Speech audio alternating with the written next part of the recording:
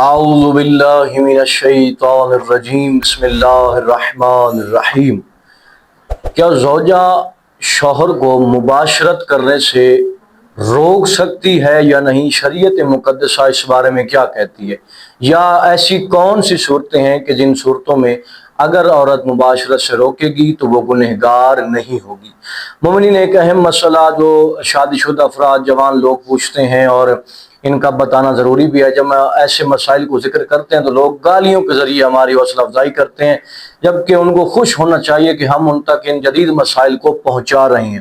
لہٰذا یہ ہر دوسرے تیسرے گھر کا مسئلہ ہے، نہ شوہر کو پتہ ہے کہ بیوی کے حقوق کیا ہیں، نہ بیوی کو پتہ ہے شوہر کے حقوق کیا ہیں۔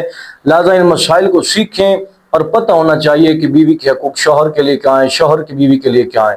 لہٰذا یہ سوال جو ہے اکثر جوان کرتے ہیں کہ زوجہ جو ہے وہ مباشرت کرنے سے ہمیں روکتی ہے، تو کیا اس کا یہ روکنا جائز ہے یا جائز نہیں ہے؟ تو یہ خواتین بھی اس ویڈیو کو توجہ کے ساتھ سماعت فرمائیں۔ دیکھیں، خداوند متعال نے مرد و خاتون کو ایک دوسرے کے لیے لباس بنایا ہے، ایک دوسرے کے لیے وفادار بنایا ہے، ایک دوسرے کے لیے حیا کا ذریعہ بنایا ہے، ایک دوسرے کے لیے سکون کا ذریعہ بنایا ہے۔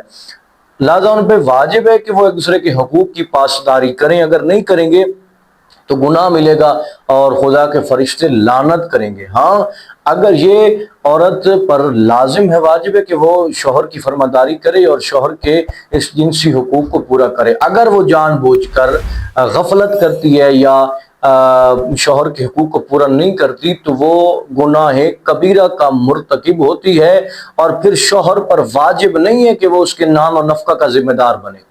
یعنی اگر وہ جان بوجھ کے بغیر کسی شرعی عذر کے شوہر کا اس حق کو پورا نہیں کرتی تو پھر شوہر پر واجب نہیں ہے کہ اس کو روٹی کپڑا مکان اور لباس مہیا کرے۔ لہذا اگر وہ چاہتی ہے کہ لباس اور روٹی کپڑا مجھے دے تو پھر اس کے اس حق کو بھی پورا کرنا ہوگا۔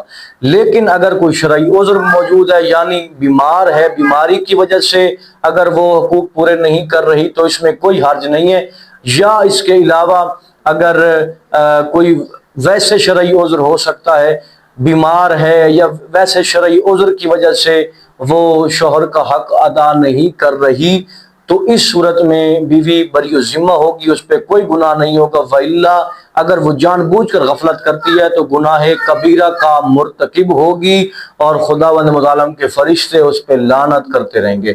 تو امید کرتا ہوں کہ آج کی یہ گفتگو آپ کے لیے کافی فائدہ مند ثابت ہوئی ہوگی۔ کوئی بھی سوال ہو کمنٹ سیکشن کے اندر پوچھیں، ہم آپ کے سوالوں کا فوراً جواب دیں گے۔